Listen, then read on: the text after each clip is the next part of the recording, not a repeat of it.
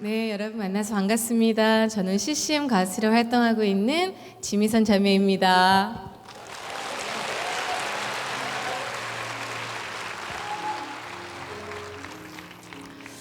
제가 인사드릴 때 자주 말씀드리곤 하는데요.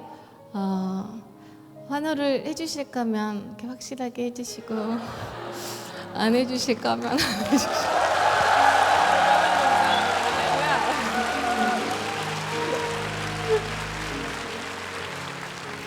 우리 한국의 소망, 그리고 모든 인류의 온 우주의 한 분이신 소망 되신 예수님을 예배하고 찬양하는 한수만교회에 이렇게 감사 특밤에 오게 돼서 제가 너무나 주님께 먼저 감사드리고요. 초청해 주셔서 감사합니다. 특별히 제가 굉장히 감동받았던 것은 제가 오기 몇 주 전에 손수 권사님 한 분, 집사님 한 분께서 편지를 써주셨어요. 당신을 위해 기도하고 있다. 우리가 하나님의 은혜를 기대하고 있다. 이렇게 편지 써주셔서 팬레터를 제가 처음 받아봤어요. 그날. 그래서 얼마나 기대하고 감사한 시간으로 또 고대했는지 모르겠습니다. 여기 계신 분들도 그렇게 하나님의 은혜를 소망하면서 오셨는 줄로 믿고요. 특별히 처음 오신 분들은 정말로 하나님의 큰 사랑을 이 시간에 경험하시고 돌아가셔서 또 그렇게 교회의 문턱을 넘고 그렇게 예수님의 생명의 문턱을 넘어서 천국에 함께 가족이자 백성이 됐으면 좋겠습니다. 아멘. 첫 곡으로는요, 이 온 우주 만물을 창조하신 우리 주님을 여러분과 한 목소리로 찬양했습니다. 다음에 하나님께 영광이 되고 싶고 여러분과 나누고 싶은 곡은 가시나무라는 곡인데요. 이 곡이 제가 예수님을 모르고 살 때 저의 모습과 너무나 닮아 있어서 여러분께 좀 들려드리고 싶은데요. 이 곡 이후로 저의 삶을 나누면서 저 같은 죄인을 만나주신 예수님을 계속해서 찬양하도록 하겠습니다. 가시나무 들려드릴게요.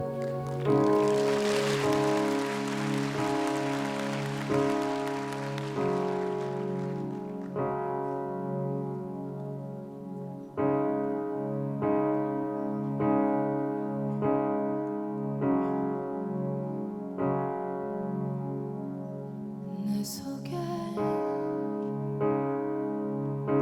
내가 너무도 많아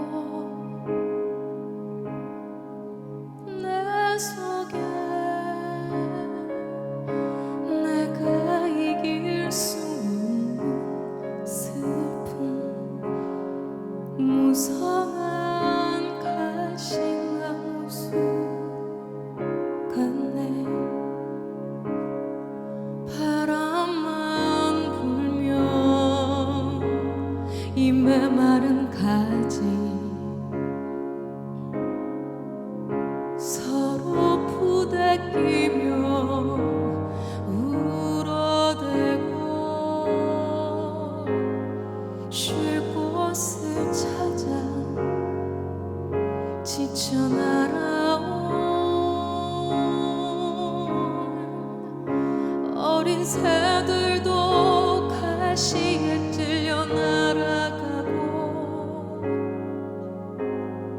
바람만 불면 외롭고 또 괴로워 슬픈 노래를 부르던 날이 많았는데 내 속에 내가 너무도 많아서 당신의 쉴 곳 없네.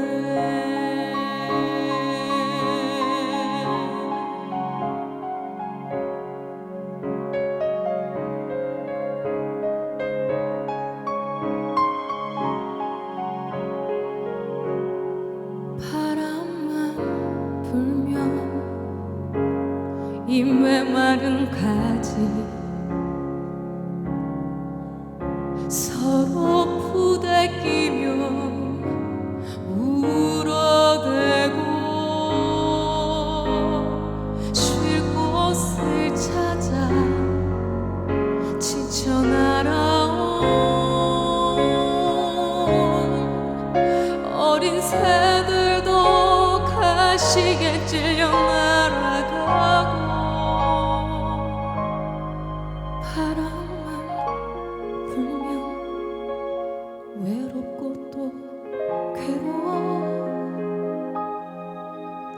슬픈 노래를 부르던 날이 많았는데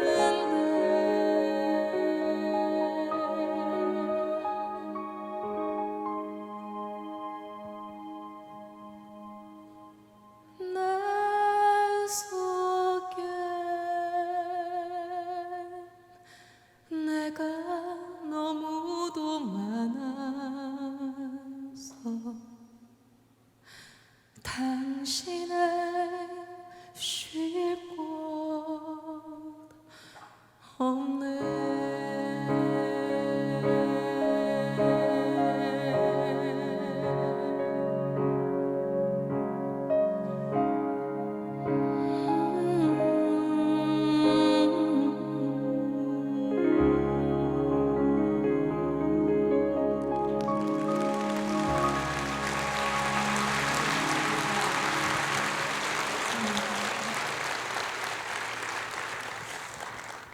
저는 이 노래가 끝나면 기분이 좋은데 들으시는 분들은 가사가 워낙 진중한 내용이다 보니까 표정이 이렇게 되게 경직돼 계세요.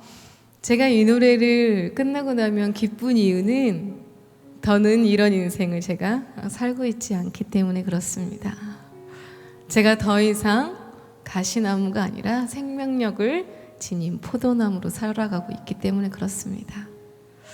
그전에는 예수님을 모르고 가시나무와 같은 그런 삶을 살았어요.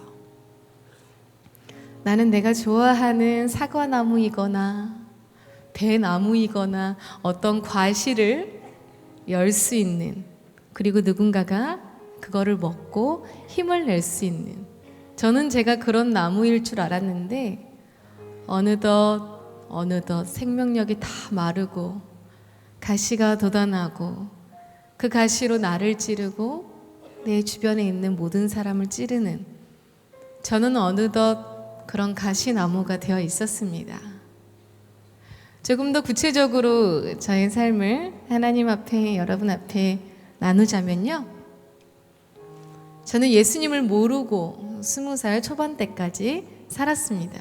제 주변에는 크리스천들이 거의 없는 그런 삶을 살았어요.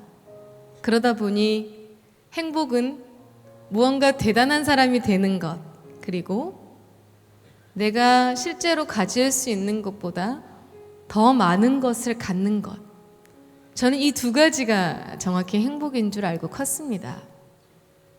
학교에서도 가정에서도 쉽게 접하는 매스컴 어떤 그런 기사들에서도 행복은 온통 돈과 명예와 그런 것들로 가득 차 있었어요.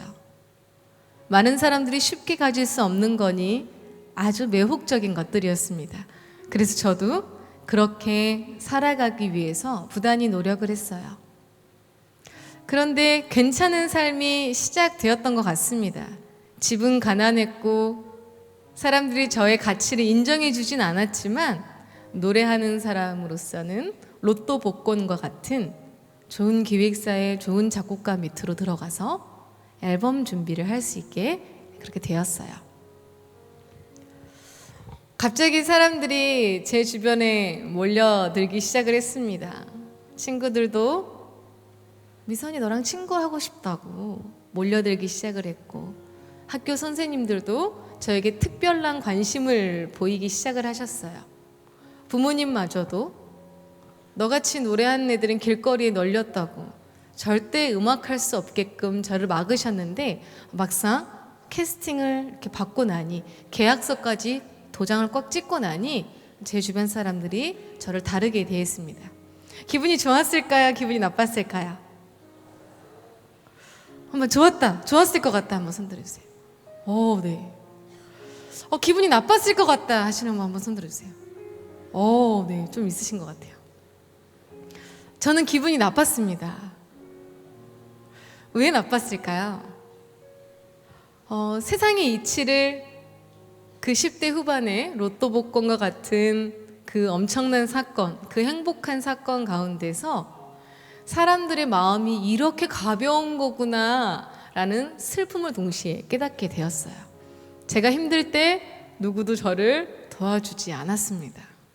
제가 위로가 필요할 때 그 누구도 저에게 용기와 위로를 주지 않았어요.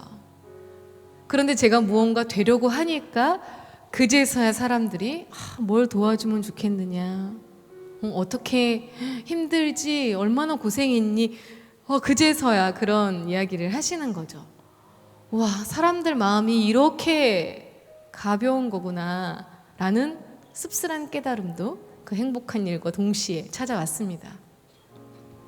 그렇게 기획사를 왔다 갔다 하면서 기획사 앞에는 아주 유명한 백화점이 하나 있었는데, 나도 이제 몇 곡만 부르면 몇 천만 원을 벌어서 앞으로는 이쑤시개도 저 비싼 명품관 가서 내가 이쑤시개를 구매를 해야지 라는 생각에 아주 으스대고 있었어요.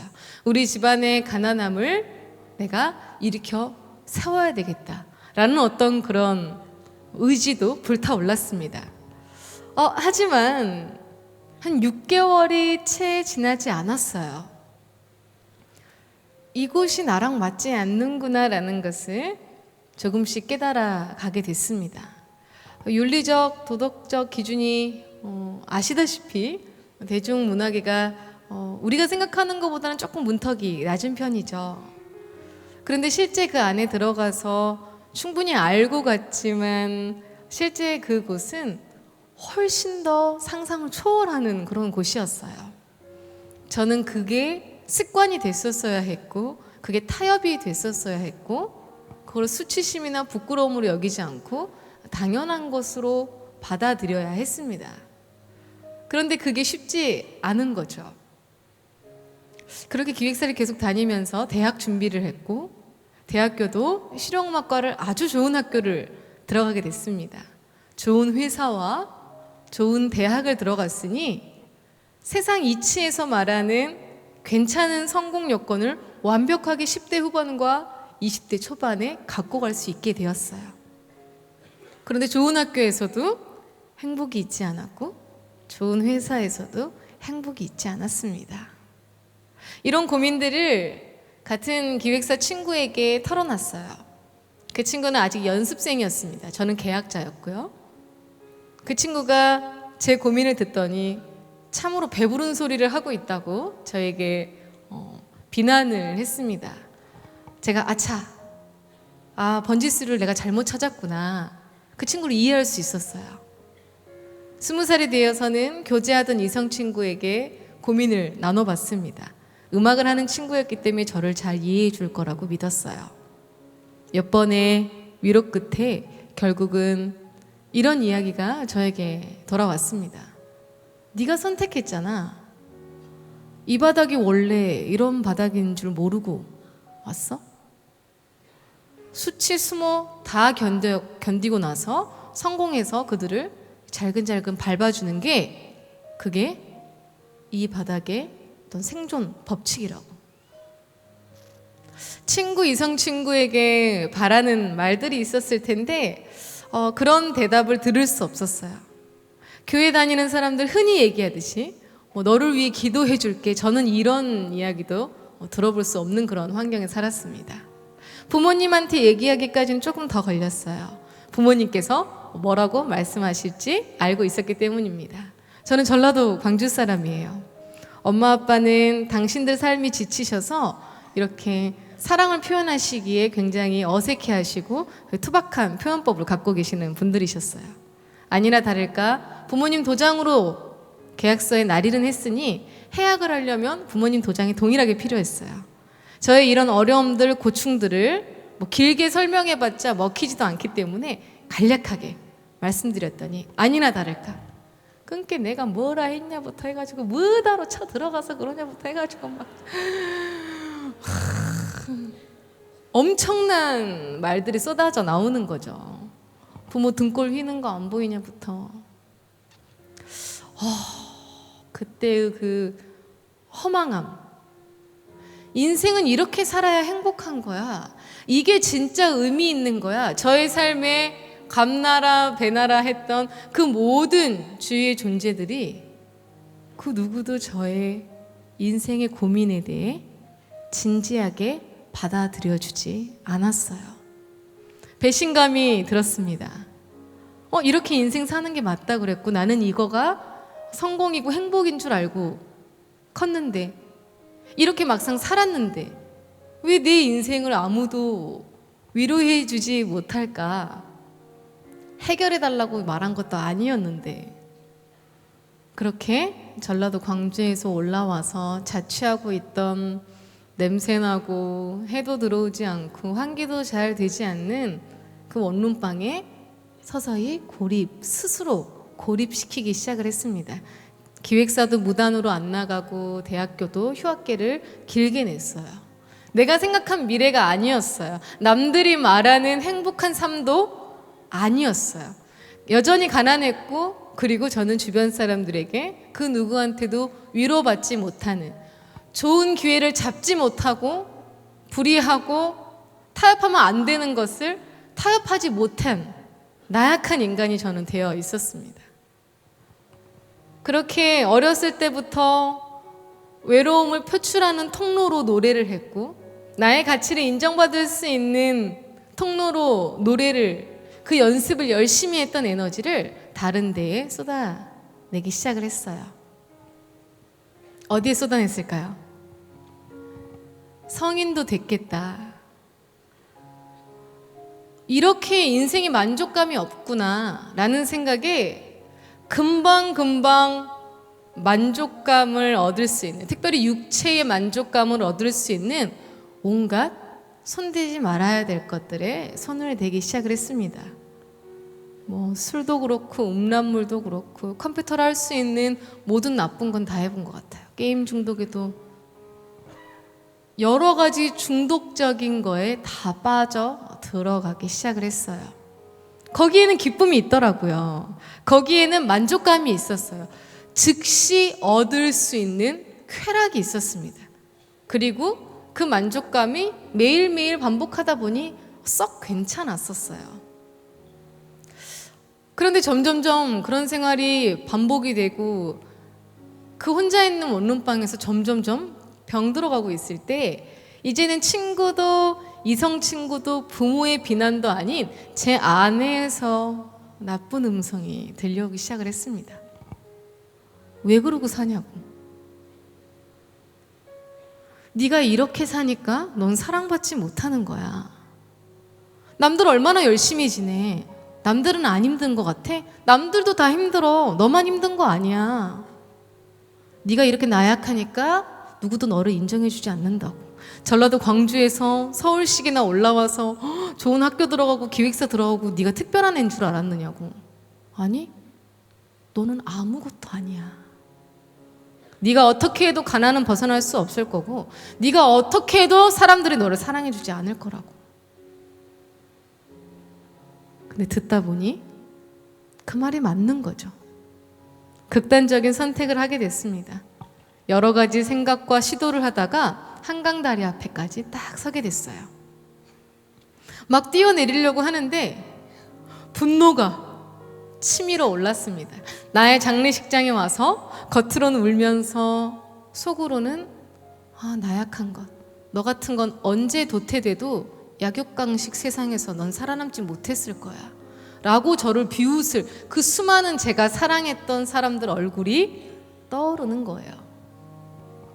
살아야 되겠다. 내가 저들 말처럼 이렇게 파리 목숨으로 죽을 순 없는 거라고. 갑자기 분노가 치밀어 올랐어요. 지금 돌이켜보면 하나님께서 또 분노라는 저희 여러 가지 성격 중에 하나를 사용하셔서 맨정신이 번쩍 들게 해주신 것 같아요. 그때부터 정말 돼지가 진흙탕에 구르듯이 무엇이 옳은지 무엇이 그른지 판단하고 싶지도 않고 누가 나를 깨워주고 싶지도 않은, 원하지도 않는 그런 삶을 계속 살았습니다. 친구가 저에게 교회를 가자 그랬어요. 아유, 너나 다니시라고. 친구가 거듭 전도를 했습니다. 나는 그것이 알고 싶다라 나오는 그런 집단은 가지 않겠다고. 제가 생각하는 교회는 그런 곳이었어요. 아니, 보이지도 않지, 만져지지도 않지. 지금 이 세상들은 다 만져지고 들려지고 보이는 건데 무슨 신이 있다고 내가 아무리 심해의 바닥에서 기고 있는 인생이라도 보이지 않는 존재한테 무슨 기도하고 비는, 나는 그 정도로 나약하진 않아. 그런 이상한 자존심이 생기는 거예요. 안 가겠다 했습니다. 하지만 친구가 거듭 전도를 했어요. 그리고 중학교 때 저를 전도했던 친구, 고등학교 때 저를 위해 기도해줬던 친구, 갑자기 그들 전도했던 그들이 생각이 나더라고요. 그때 달란트 시장 참 좋았지. 그때 수능 전에 나를 위해 기도해주던 그 친구 눈물의 기도, 참 좋았지. 저는 울면서 기도해주는 그 친구가 그것이 알고 싶다 나오는 이단 사이비 그런 친구인 줄 알았어요, 사실은. 지금은 전도사님으로 사역하고 있는 멋진 친구가 되었는데, 그런 전도받았던 기억들이 생각이 나는 거예요. 한번 가볼까? 어느 일요일 날 게임 중독에 빠져 있을 때였는데 던전에 들어가서 보스몹을 잡기로 한 약속이 있었어요. 우리 지금 젊은 분들은 좀 이해하실 수 있는 말일 것 같은데, 대왕 드래곤을 어떤 동굴 들어가서 잡는 그런 게임이었어요. 그런데 그게 한 8시간 정도 걸리는데 그게 이제 취소가 되면서 할 게 없는 거죠. 친구에게 어디냐고 물었습니다. 교회 끝났대요, 예배가. 그래서 오케이, 그러면 그 앞에서 보자. 교회를 딱 갔어요. 찾아갔어요. 건물이 어마어마하게 컸습니다. 1번, 우와 멋있다. 2번, 저 돈이 어디서 났을까? 1번이었을까요? 2번이었을까요? 너무 확신 갖고 말씀하신다. 맞습니다. 2번이었어요. 제 돈 10원 한 푼 안 들어갔는데 왜 그렇게 미운지 모르겠어요. 막 권사님 아름다우세요 하고 나오시는 어른들 그 밝은 표정. 나는 이렇게 추악하고 처절한데 아니 뭐가 저렇게 좋아? 왜 이 사람들은 이렇게 행복해 보이지? 화가 났어요. 더위를 이기지 못하고 건물로 들어갔습니다. 제가 그때 모르는 게 있더라고요. 큰 교회는 오후에 예배가 있다는 거를. 친구가 저를 오후 2시 예배에 데리고 들어갔어요. 이걸 나올까 말까. 친구 얼굴을 보는데 1시간만 참을까, 그냥 뛰쳐나올까. 1시간만 참자 라는 생각으로 2층 어디에서 다리를 탁 꼬고 있었습니다. 앞에 찬양팀 찬양이 다 끝났어요. 이렇게 실력이 좋은데 왜 이런 데서 이러고 있을까라는 생각이 들었어요. 말세다. 이 많은 인원이 말세다 라는 생각으로 사실은 비아냥대면서 이들을 바라보고 있었어요. 목사님인 것 같으신 분이 나왔습니다. 그것이 알고 싶다에 나오는 주인공 같이 보였어요. 사실은 얼굴도 모르고 성함도 모르는 그분, 왜 이렇게 밉던지. 100개 의지 중에 99개를 내가 다 지어봤다 하더라도 왠지 저 사람들은 그러면 안 될 것 같은 이상한 그런 명분이 저한테 있었던 것 같아요. 목사님이 딱 나오시더니 기도를 하시고는 어떤 성경 말씀을 읽어주셨는데 그 말씀이 굳어져 있는 저의 마음을 뚫고 들어왔습니다. 그 말씀은 이런 내용이었어요. 나의 길 오직 그가 아시나니 나를 단련하신 후에 내가 정금같이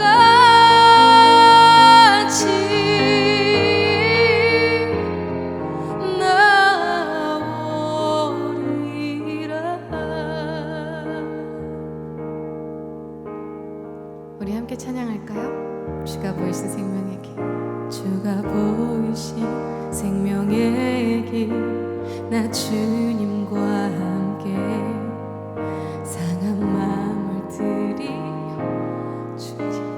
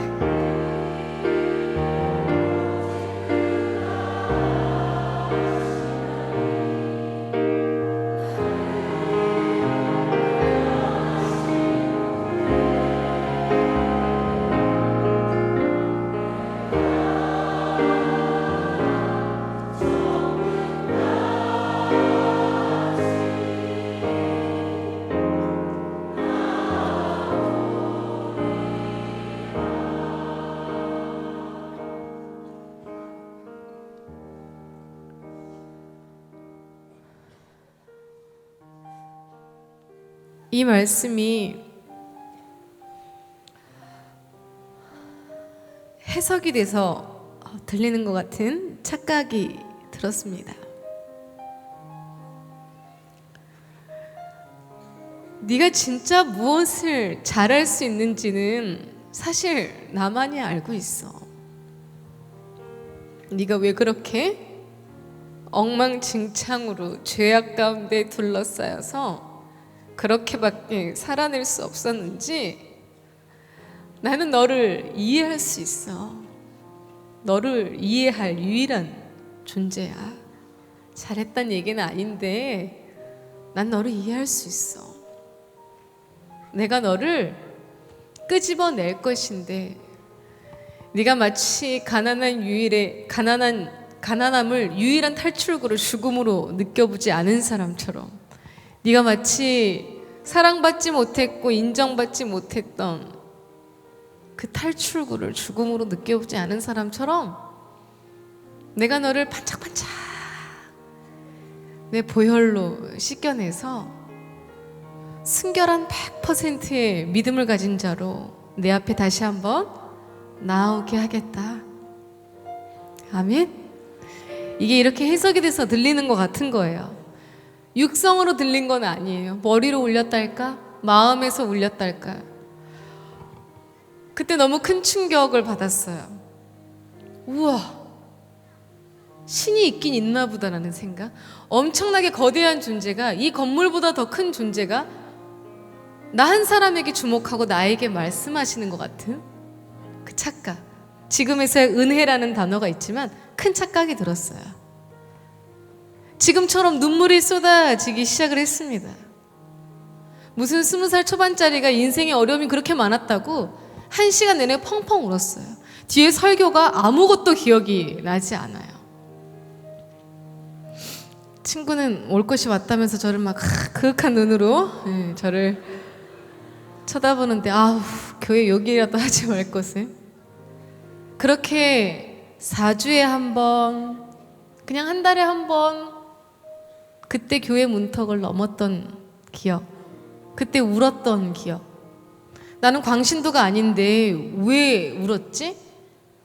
나는 세뇌당하지 않았는데 왜 울었지? 싶어서 4주에 한 번 동네 교회를 갔습니다.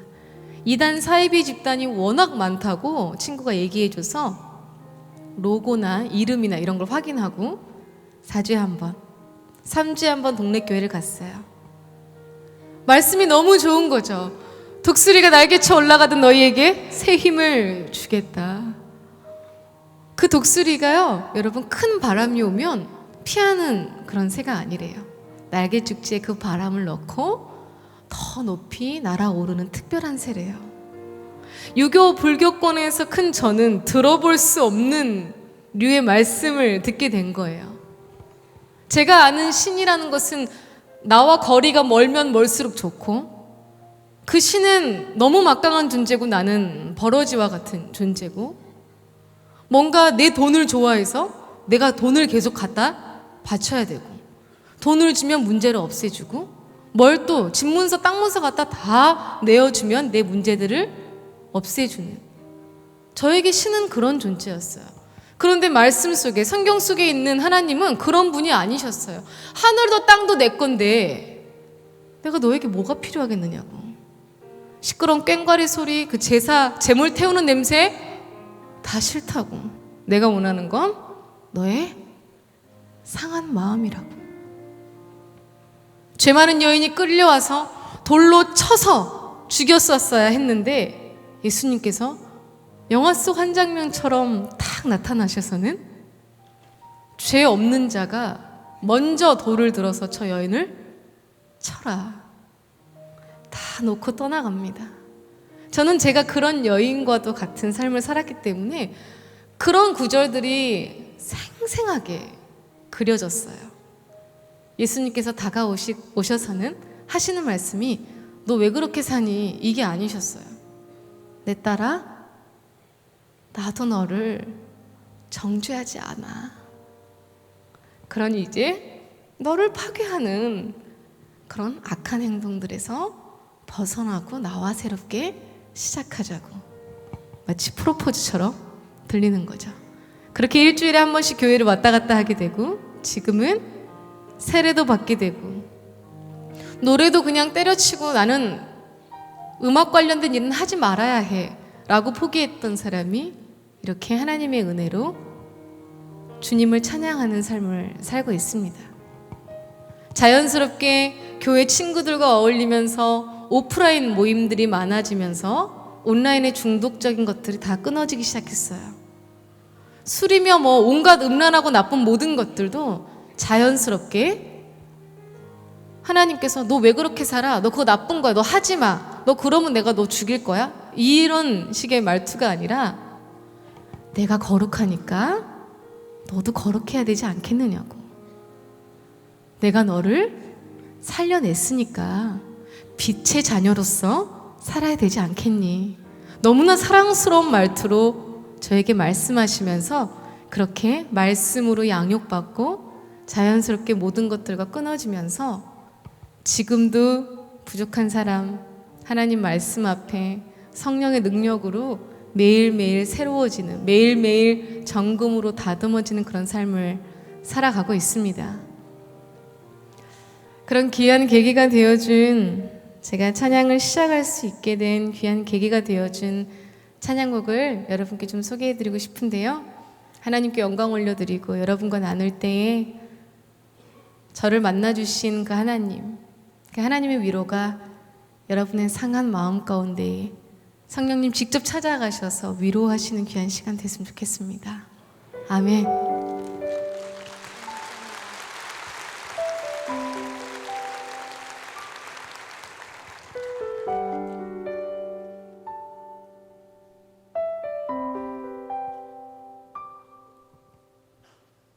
날 보고 있는 거죠. 날 감싸고 있는 거죠. 매일 울고 또 매일 묻고 슬픔에 잠겨 눈물로 지새우죠. 사랑하고 있나요? 날 감싸주고 있나요? 매일 울고 슬픔만 남은 내 맘은 어떡하죠? 한밤중에 무릎 꿇고 울며 아픔 보이고 내 눈물 기도가 되어 날 안아주시네. 눈물이 흐르네. 할렐루야 할렐루야. 고통을 택하고 사랑을 여시는 그 아름다운 모습의 소리 높여 할렐루야 할렐루야. 언제나 내 안에 항상 그 자리에 내 이름 하나 잊지 않고 계시네.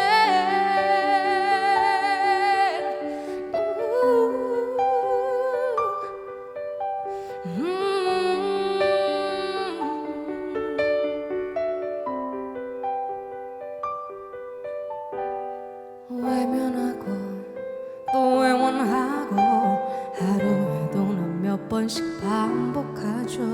이런 날 보고 있나요?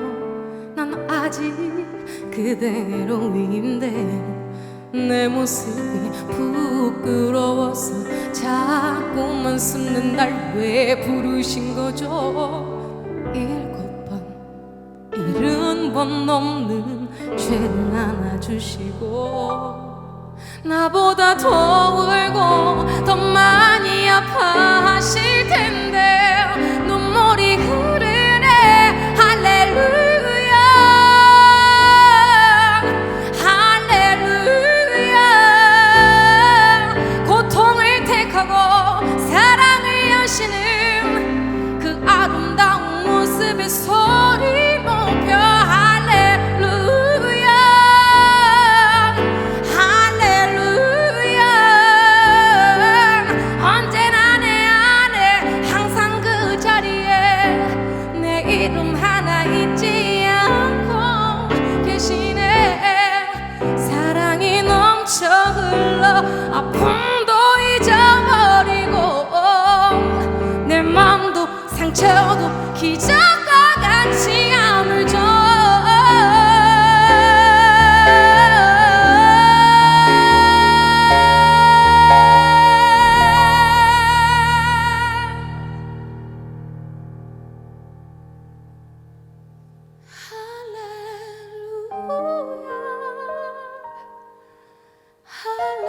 할렐루야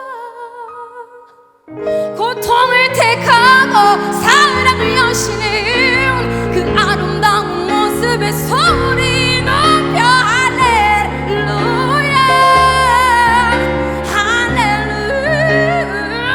할렐루야. 언제나 내 안에 항상 그 자리에 내 맘과 기쁨과 내 삶을 드리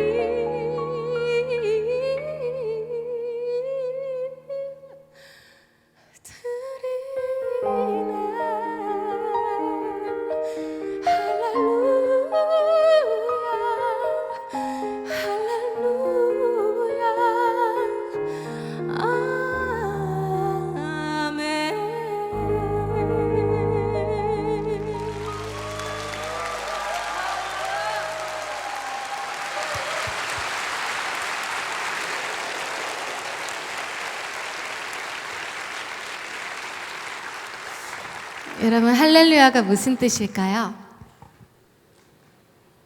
네, 대답해 주셔도 돼요. 할렐루야가 무슨 뜻이죠? 아멘. 여호와를 찬양하라. 어떤 목사님께서 그렇게 설교해 주시는 거예요. 할렐루야 하는 삶, 하나님을 찬양하는 삶은 잘난 사람이 돼서 뭔가 경제적 여건이 준비된 상태에서 남이 입으라고 하는 옷을 입은 상태에서 그게 아니라 하나님께서 나를 왜 그 수많은 사람들 중에 나를 왜 이곳에 보내셨을지, 마치 어린아이들의 소풍 때 보물찾기 하듯이 반드시 보물이 있다는 걸 알고 찾는 그 아이처럼 나를 향한 사랑과 축복과 그 소망, 부르신 그 뜻을 찾기 위해서 하나님과 친밀하게 교제하면서 있는 자리에서 예배하는 사람, 자기가 가지고 있는 물질이면 물질, 노래면 노래, 가지고 있는 작은 사과 한 쪽이라도 예수님의 사랑으로 이웃과 나눌 수 있는 그런 삶, 그런 삶이 할렐루야 하는 삶이다 라고 설교해 주신 걸 들은 적이 있습니다. 진리가 나를 자유케 하신다더니 그렇게 말씀으로 허한 마음들, 세상에서 무언가 되고 가져야 행복하다 했던, 근데 막상 가보니 아무것도 없었던 그 허망한 마음들이 예수님의 말씀으로 채워지고, 정말 시비도 많이 걸었고, 친구들에게 야, 성령이 뭔데 네가 설명해봐, 너도 설명 못하잖아 이러면서 친구들 구박하고 핍박하고 이랬던 저의 모습을 다 품어주고, 세상 친구들이 그렇게 하듯이 그냥 술 먹으면서 야, 나도 죽을 것 같아, 아우 힘든 얘기 좀 그만하라고, 이게 아니라 맞아, 우린 진짜 단 몇 초 앞도 볼 수 없고 당장 내일도 모르는 그런 삶이지만 우리가 믿는 나를 사랑하시는 하나님이 너의 문제를 해결해 주실 거라고 나는 믿어. 그러니 나는 너를 위해 기도할게. 이런 감동적인 말들을 듣게 되면서 자연스럽게 제 안에 생명이 들어왔습니다. 특별히 예수 그리스도께서 십자가에 매달려 돌아가심으로 의인을 위하여 돌아가시는 게 아니라 이렇게 돌에 맞아 죽어도 그 누구 하나 불쌍히 여기지 않을 저같이 천한 사람을 위해 십자가에 매달려 죽으시고 나의 죄를 다 갖고 죽으시고, 거기서 끝났다면 그냥 감사하고 말았을 텐데 부활하셔서는 누가 진짜 진리이고 생명이고 길인지 보라고 저에게 말씀하시는 그 예수님을 지금도 저의 삶의 주인으로 모시고 살아가고 있습니다. 무엇이 있거나 없거나 만족스럽거나 만족스럽지 못하거나 감사할 수 있는 그런 은혜 가운데 살아가고 있습니다. 이어서 들려드릴 찬양, 우리 하나님께 저의 마음의 고백이자 우리 모두의 고백이 되기를 소망해 봅니다.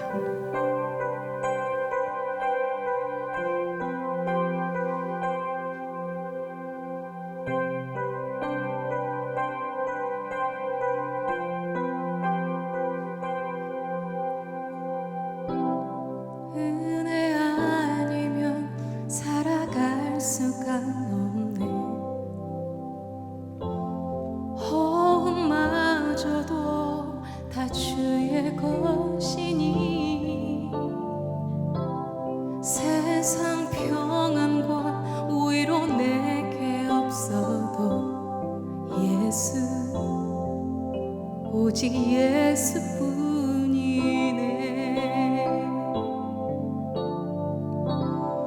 은혜 아니면 난 살아갈 수가 없네. 내 호흡마저도 다 주의 것이니 세상 평안과 위로 내게 없어도 예수, 오직 예수뿐이네.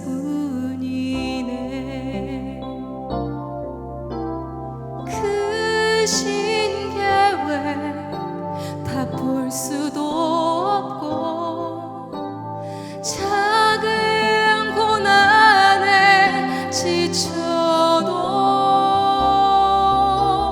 주께 묶인 나의 모든 삶 버티고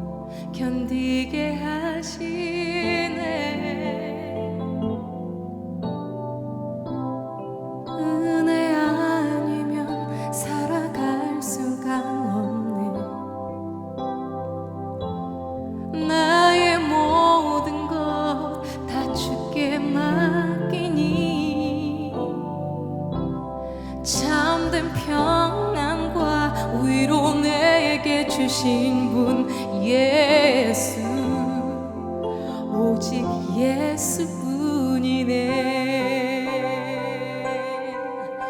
아멘.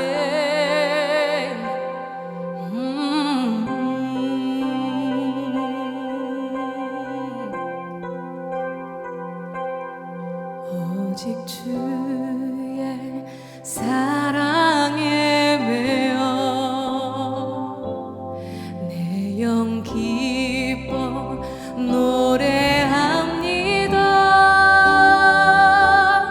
이 소망의 언덕 기쁨의 땅에서 주께 사랑드립니다. 우리 모두 목소리로 할까요? 오직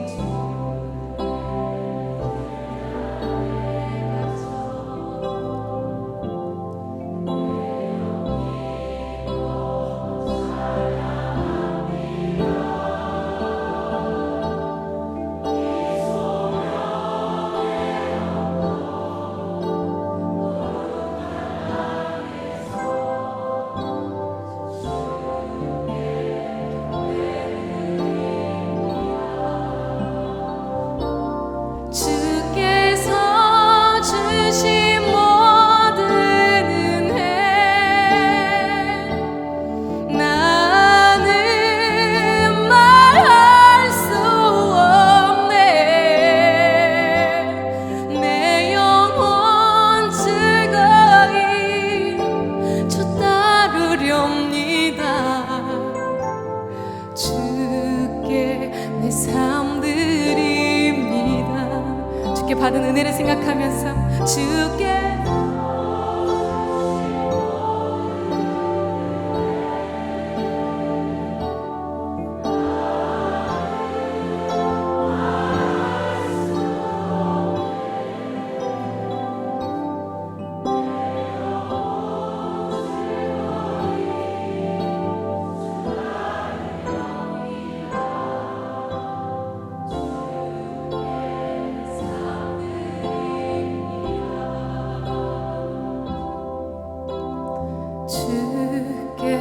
내 삶 드립니다. 주께 내 사랑을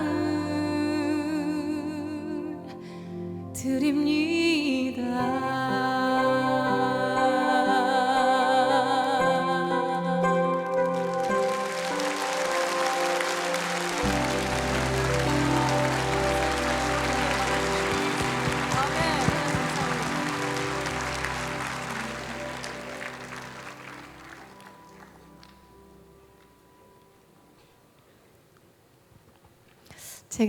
저와 지금 함께 찬양하고 있는 분을 소개를 너무 늦게 해드리는 것 같아요. 지금 저와 함께 반주로 또 손가락으로 마음으로 예배하고 계시는 분은 저의 동역자이자 제 하나밖에 없는 신랑 백상현 형제입니다. 격려의 박수 한번 부탁드릴게요.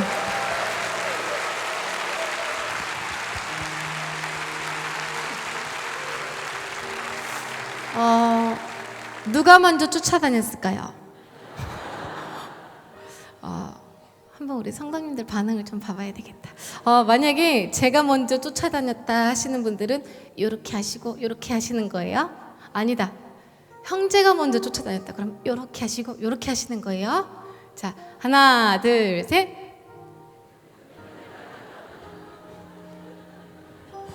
나 삐질 것 같은데. 이상하다. 다시요. 오늘 화장 잘했는데 이상하네. 다시 한번 시작. 이분이 저를 쫓아다녔습니다. 믿음이 없으시네. 진짠데. 또 이상하게 웃으셨죠? 이상하게 웃으시면 성도님들 안 믿으세요. 이분이 저를 아주 오랫동안 흠모하고 있었어요. 자꾸 안 믿으시네. 저는 그때 교제하던 이성 친구가 있었습니다. 그런데 저를 오랫동안 이렇게 짝사랑하고 있었어요. 저는 이제 보컬 전공을 했는데 보통 작곡 전공이나 이렇게 피아노 전공 이런 분들 이런 숙제들이 굉장히 어려워요. 그런 수업들 숙제가. 작곡 수업을 어쩔 수 없이 듣게 된 상황에서 이게 도대체 음악인지 수학인지 영어인지 알 수 없는 그런 이제 상황 가운데 놓이니까 교제하던 친구에게 나도 숙제 좀 도와달라고.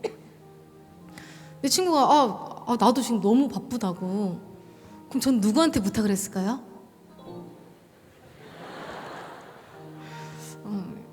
젊은이들 말로 어장관리라 그러죠. 예, 어장관리. 이렇게 부탁을 했어요. 그럼 이분은 해줬습니다. 왜 해줬을까요? 네, 사랑하니까 해주는 거예요. 그런데 다른 여하구들 뭐 숙제나 뭐 이런 거는 절대 안 도와줬어요. 오직 제 것만 도와준 거예요. 왜요? 사랑하니까.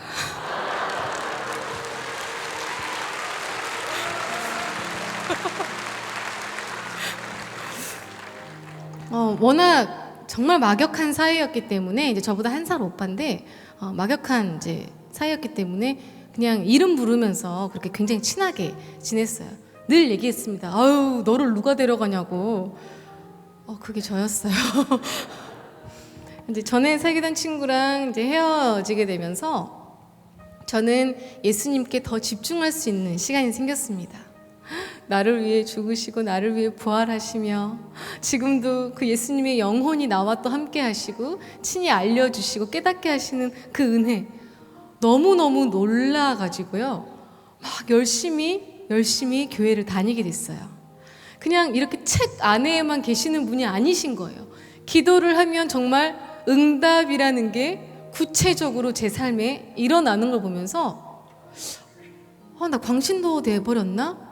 라는 생각과 동시에 근데 그거는 어떻게 설명할 건데 그때 그 기도했는데 응답받은 거 이제는 거부할 수가 없는 실제적으로 살아계신 그 예수님을 뜨겁게 만나고 있을 때였어요.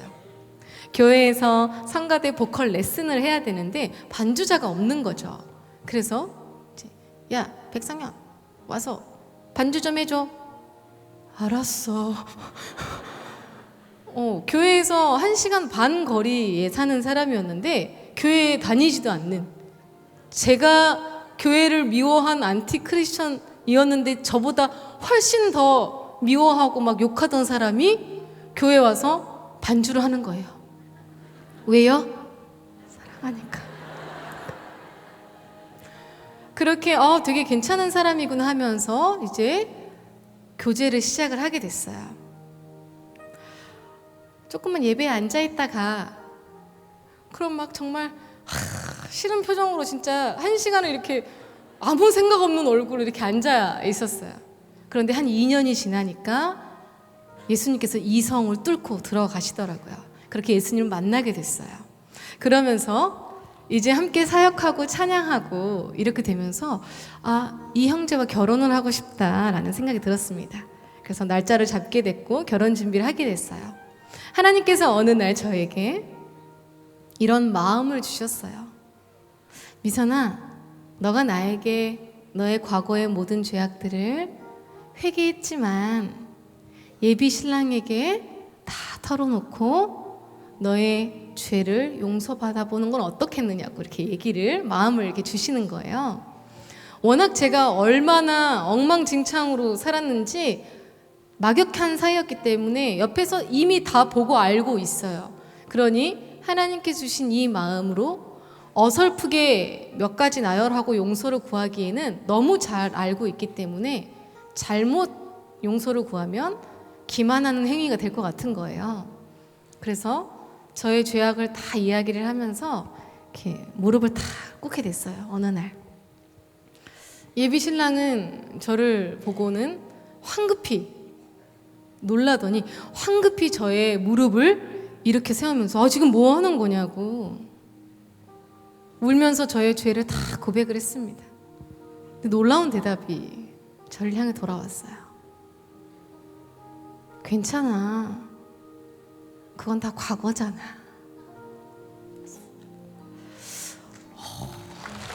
할렐루야. 감사합니다.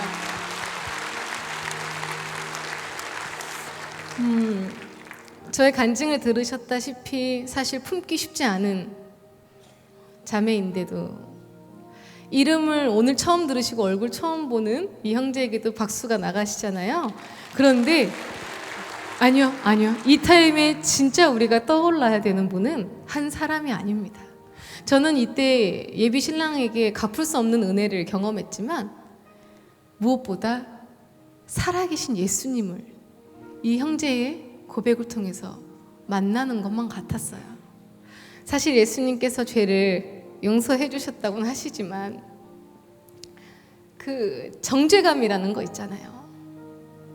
너는 과거에 이런 사람이잖아. 사실 사람이 변하는 게 가능할 것 같아? 아니야. 예수 믿어도 사람 안 변해. 너는 그런 사람이잖아.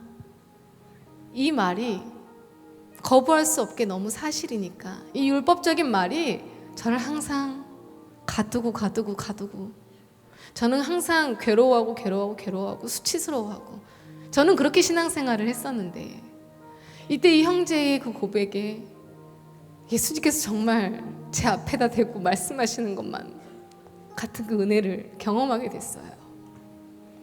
네가 그런 사람인 줄 나는 알고 있어.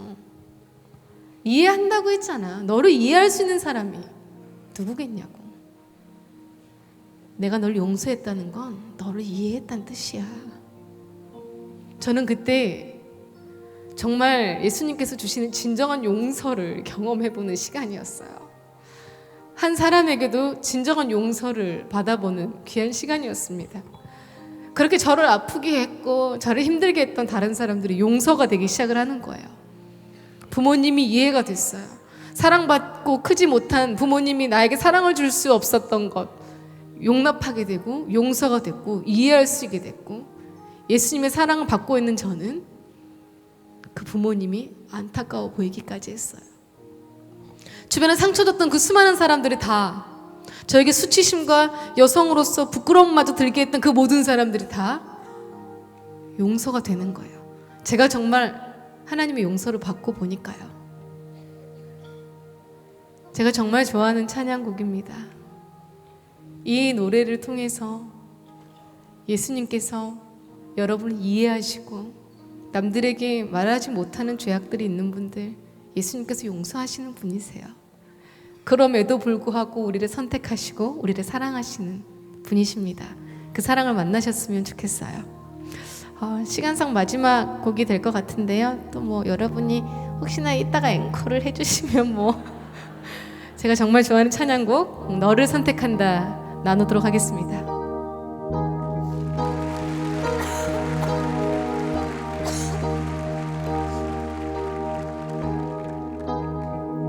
귀하고 아름다운 나의 사랑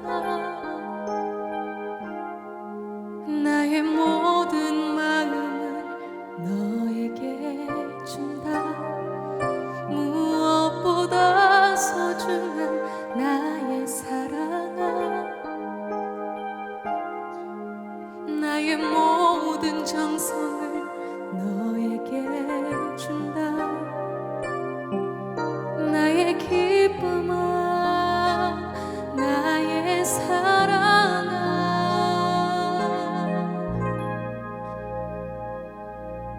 나는 언제나 너를 선택한다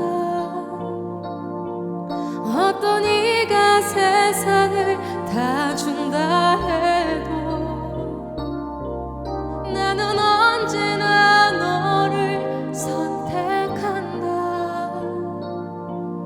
내 모든 것을 포기해야 한대도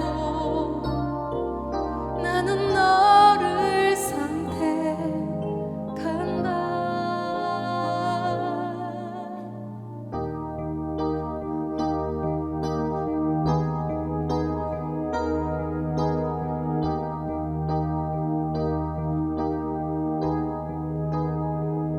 어디에 있든지 무엇을 하든지 상관하지 않고 너를 사랑한다 네가 나를 사랑하지 않아도 상관하지 않고 너를 사랑한다 기쁨아 나의 사랑아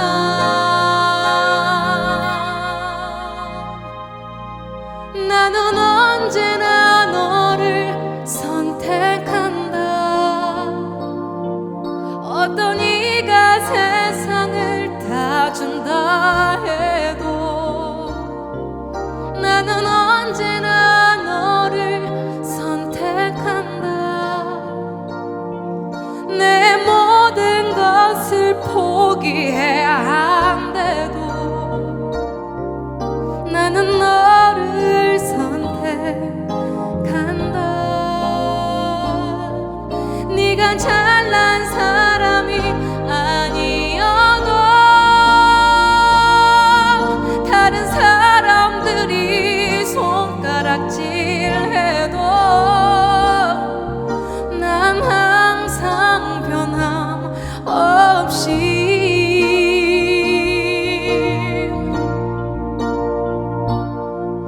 나는 언제나 너를 사랑한다 어떤 이가 세상을 다 준다 해도 나는 언제나 너를 사랑한다 내 목숨마저 포기해야 한대도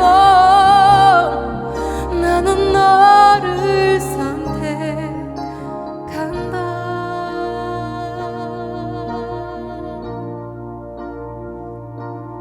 귀하고 아름다운 나의 신부야 나의 모든 마음을 다 너에게 준다 무엇보다 소중한 나의 사랑아 나의 모든 정성을 다 너에게 준다 나의 기쁨아 나의 사랑아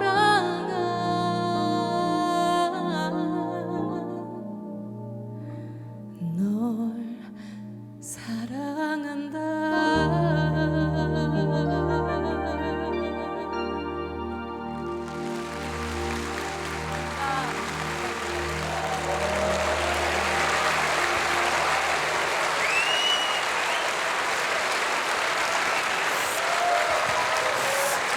아니 뭐 억지로 하시는 거 아니시죠? 감사합니다. 제가 교회 이름이 너무 좋아서 말씀 구절을 한 소망 이렇게 단어를 넣어서 한번 찾아봤는데요. 데살로니가 전서였던 것 같아요. 이런 말씀이 있는 거예요. 오늘 처음 오신 분들 그리고 예수님을 원래 알고 계셨던 모든 분들은 예수님께서 부르신 분들인 줄 저는 믿습니다. 친구의 인도로 아니 그냥 시간이 좀 남아서 그냥 한번 이라고 생각할지 모르겠지만 주께서 불러주셨는 줄로 저는 믿습니다. 그 부르심에 소망이 있대요. 희망이 있다고 합니다. 그리고 우리는 예수님을, 우리 하나님을 아버지라고 부르는데요. 자식은 아버지의 유업을 상속받게 돼 있잖아요. 하나님께서 영광스러운 이런 유업을 상속해 주신다고 말씀에 약속이 되어 있습니다. 그러니 여러분, 허망한 시절을 보냈던 그런 모습과 멀어질 수 있고 허탄한 마음들, 나이는 들어가고 점점 쇠약해지는데 세상은 더 각박하기만 하고 저는 아직 아이를 낳지 못했지만 아이를 키우고 나면 인생의 허망함을 더 느껴질 것 같아요. 아이를 낳고 나면 시간이 2배로 빠르게 흐른다는 이 선배님들 얘기가 있어요. 그러면 어느새 몸은 연약해지고 점점점 나약해지는데 인생이 더 허망할 것만 같은 거예요. 그럴 때 소망 되시는 예수님께로 나오시길 소망합니다.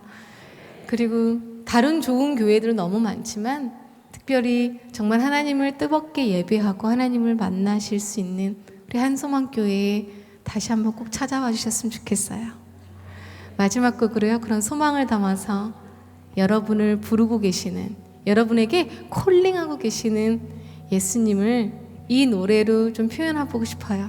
마지막 곡인데요, 윤복희 권사님의 여러분과 나누고 하나님께 영광 올려드리고 저희 부부는 인사드리도록 하겠습니다.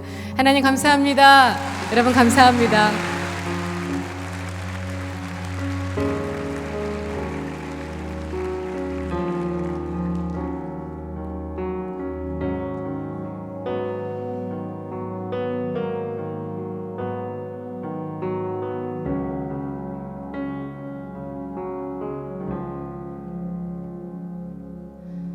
When you walk through the cloud today, he said, I'll be the one to be your king. When you need someone to share your love, he said, I'll be the one to be your love.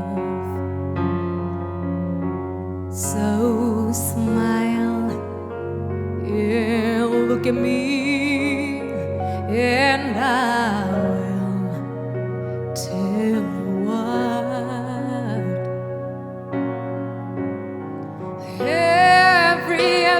Everybody's passing through this way.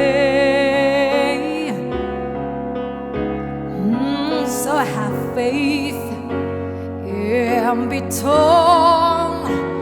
You can't stop. No, He's the start. This is the way, the only way.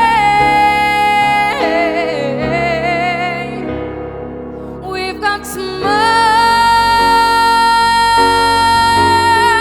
and go to high up there. He's the start. He's the way, the only way. 나는 너의 영원한 노래야.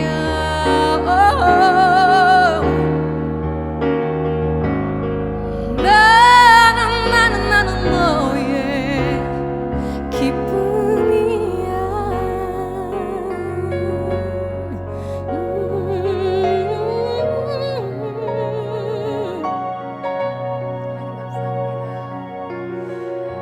여러분은 분명 이 시간 이 장소에 너무 멋진 분들하고 함께하고 계시는 줄로 믿습니다.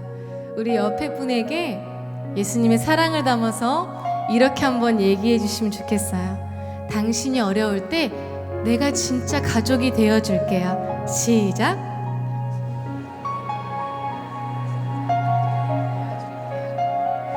우리 한번 다시 이렇게 고백했으면 좋겠습니다. 내가 당신의 진짜 친구예요. 시작. 마지막으로 이렇게 고백했으면 좋겠습니다. 예수님은 목숨을 버리시면서까지 당신을 너무너무 사랑하십니다. 시작. 당신을 너무 사랑하십니다. 아멘. 우리 이런 마음을 담아서요, 우리 아시는 분들 함께 노래했으면 좋겠어요. 우리 옆에 분들 손도 잡아주시고요, 안아주시면서 함께 노래합시다.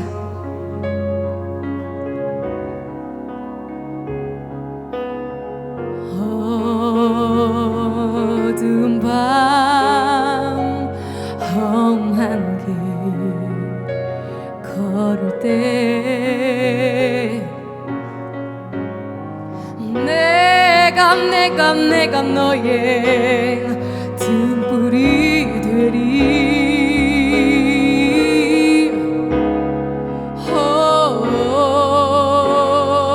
허전하고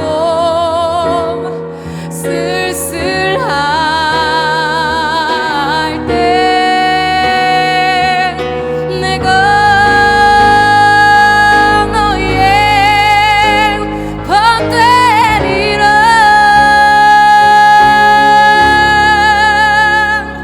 나는 너의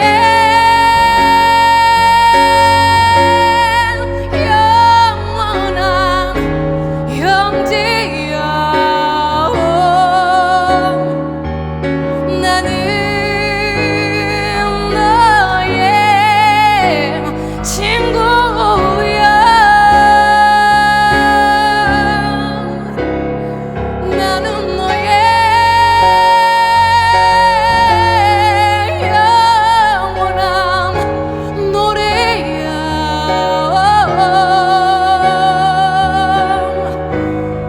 나는 너의 기쁨이야. 우리 여러 목소리로요. 나는 너의 나는 너의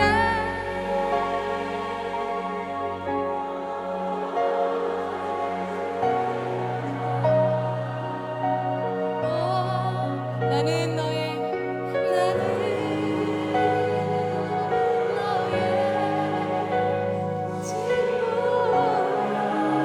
손 한번 더 꽉 잡아주시면서요. 나는 너의 나는 너의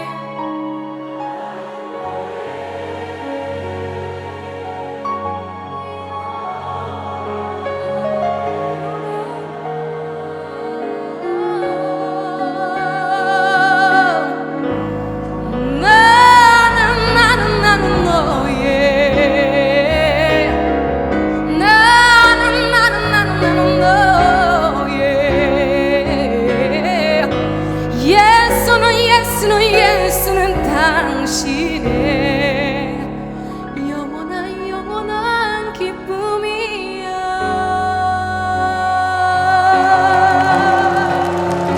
사랑이야. 소망이야. 예수는 당신의 천국이야.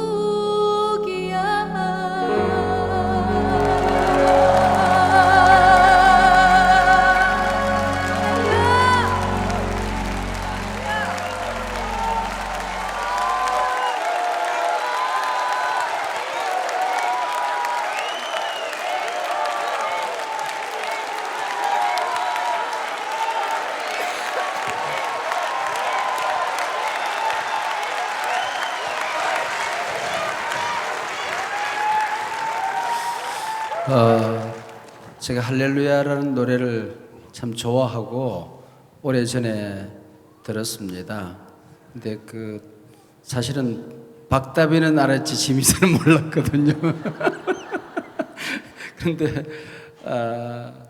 오늘 다빈이가 불렀던 거하고는 조금 죄송하지만은 수준이 조금 다른 것 같아요. 이게 오리지널의 향, 아우라가 오늘 느껴졌습니다. 그래서 근데 여러분은 모르겠는데 저는 할렐루야를 한 번 더 들었으면 좋겠어요. 너무 아름다워서 너무 정말 이렇게 귀한 노래가 있었구나, 이렇게 좋은 노래였구나 하는 것을 박수로 한 번 더. 네, 할렐루야. 네, 할렐루야. 네.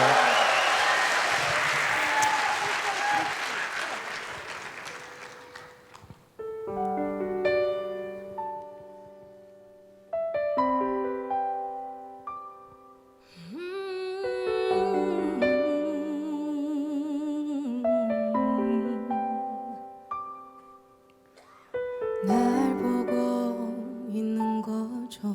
날 감싸고 있는 거죠.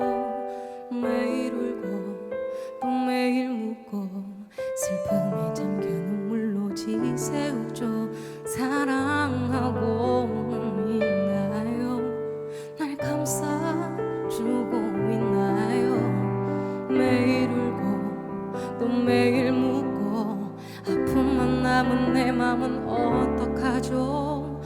한밤중에 무릎 꿇고 울며 아픔 보이고 내 눈물 기도가 되어 날 안아주시네. 눈물이 흐르네. 할렐루야 할렐루야. 고통을 택하고 사랑을 여시는 그 아름다운 모습에 소리 높여 할렐루야 할렐루야. 언제나 내 안에 항상 그 자리에 내 이름 하나 잊지 않고 계시네. 사랑이 넘쳐 흘러 아픔도 잊어버리고 내 맘도 상처도 기적과 같이 아물죠.